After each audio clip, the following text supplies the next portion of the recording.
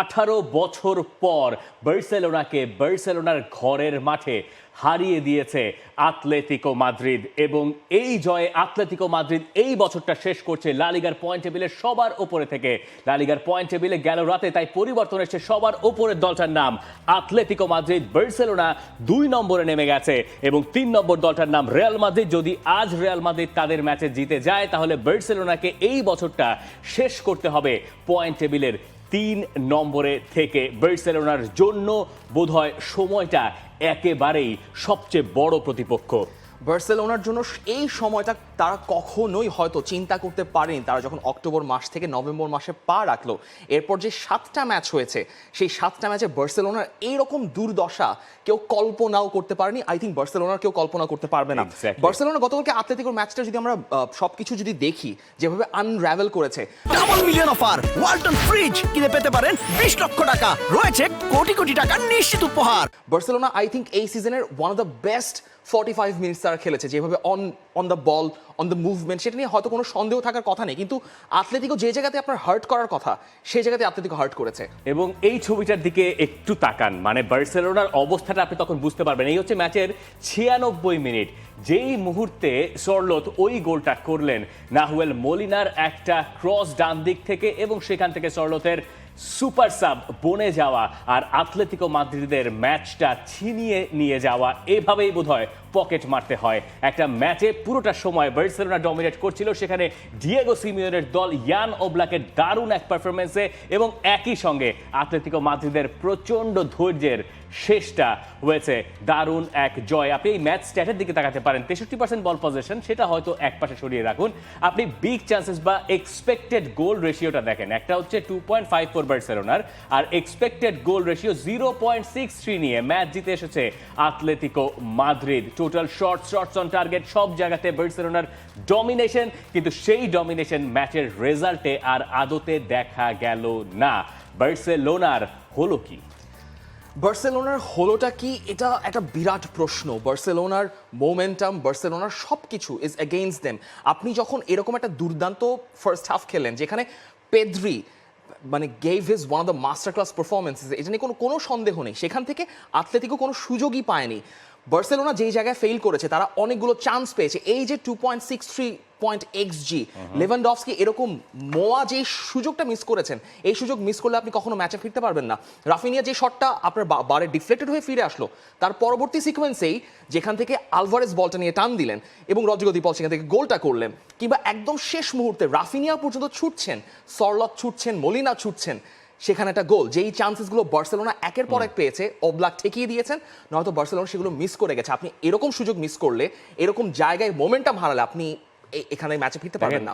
Lamine Yamal ছিলেন না, এটাকে একটা মানে ব্যাপার হিসেবে আপনি দেখতে পারেন, কিন্তু বার্সেলোনা যে পরিমাণ সুযোগ পেয়েছে এরপরে এই ম্যাচে বার্সেলোনার লিডটা বোধহয় নেওয়া দরকার ছিল। হ্যাঁ, আপনি কথা বলতে পারেন যে আতলেতিকো মাদ্রিদ যখন গোল করেছে সেখানে ডিফেন্ডিং নিয়ে অনেক কথাবার্তা বলা যেতে পারে, কিন্তু সেগুলো আসলে কাগজি কথাবার্তা, এগুলো নিয়ে খুব মানে ম্যাচে এগুলোর প্রভাব আসলে শেষ পর্যন্ত ওইভাবে থাকে না। আপনি যদি রাফিনিয়া, লেভানডফস্কি এদের দিকে তাকান, অথবা আপনি যদি কিছু কিছু দিক থেকে পরে যখন দানি অলমো বেঞ্চ থেকে নামলেন, অনেকগুলো চেঞ্জ তো করা হয়েছে, তার কোনো কিছু আসলে ম্যাচে ওইভাবে ইম্প্যাক্ট রাখতে পারে নাই। বার্সেলোনা এত ভালো ফুটবল খেলেও শেষ পর্যন্ত গোলের যে গোল আদায় করতে হবে আপনাকে, ইয়ান ওবলাক ঠেকিয়েছেন। হ্যাঁ, 2টা দুর্দান্ত সেভ তিনি করেছেন, কিন্তু এইরকম একটা ম্যাচের পরে আপনি যখন ম্যাচটাকে ঝুলিয়ে রাখবেন, যেখানে আতলেতিকো মাদ্রিদকে আমরা এক্সপেক্ট করেছিলাম তারা বোধহয় ফার্স্ট গিয়ারে খেলবে, খেলে নাই, তারা ডিফেন্ডিংয়ে ব্যস্ত ছিল।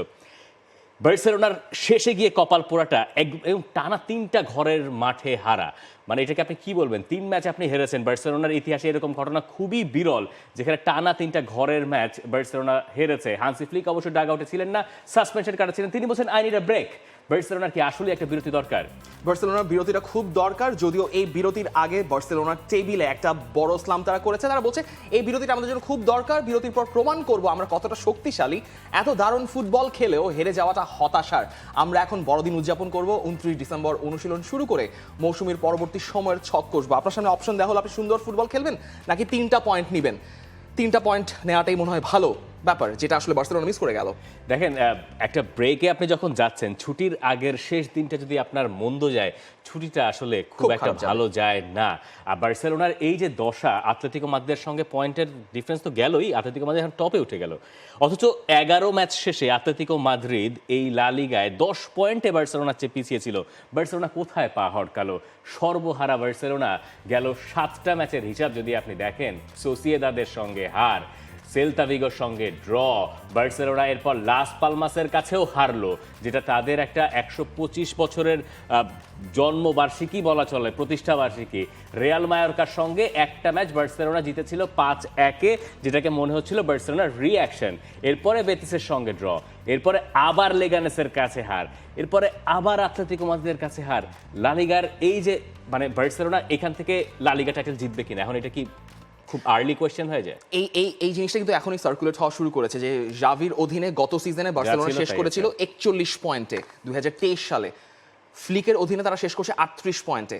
এখানে যদি আপনি স্ট্যাটিস্টিক্যালি বলতে চান, এটা তো আসলে অধপতনই হচ্ছে। এবং একটা লিগে যখন আপনি 5টা ম্যাচ হেরে যান সিজনের প্রথম হাফে, সেখানে আপনি লিগ জেতার আশা করাটা আসলে খুব দুষ্কর একটা ব্যাপার হয়ে যায়। দেখেন লেভানডস্কি, রাফিনিয়া, আমার মনে হয় এই ধরনের ম্যাচে তাদের গোলটা বের করাটা দরকার ছিল। যদিও বার্সেলোনা কোনো কাজ ভুল করেনি, মানে এমন একটা দিন গেছে বার্সেলোনা সব কিছু ঠিকঠাক করে হেরে গেছে। বার্সার এই তুলনামূলক ছোট দলের সঙ্গে পারফরমেন্স হয়তো যেমনই হোক, বড় দলের সঙ্গে আপনি রিয়াল মাদ্রিদ বলেন, বায়ার্ন মিউনিখ বলেন এই সিজনে, অথবা আতলেতিকো মাদ্রিদ, সবগুলো ম্যাচে পারফরমেন্স মন ভরানো। কিন্তু এই জায়গায় এসে যেই মুহূর্তে তাদের জয়টা দরকার ছিল, সেই জায়গাতে তারা আসলে আরও একবার পা হড়কালো এবং হেরেই গেল, যেটা বার্সেলোনাকে এখন বোধহয় লা লিগার শিরোপা থেকেও অনেকটুক দূরে সরিয়ে দিল। For more updates, subscribe to our YouTube channel and click on the bell icon. Follow us on Facebook and Instagram. Download T-Sports app to enjoy exciting games and highlights. Visit tsports.com.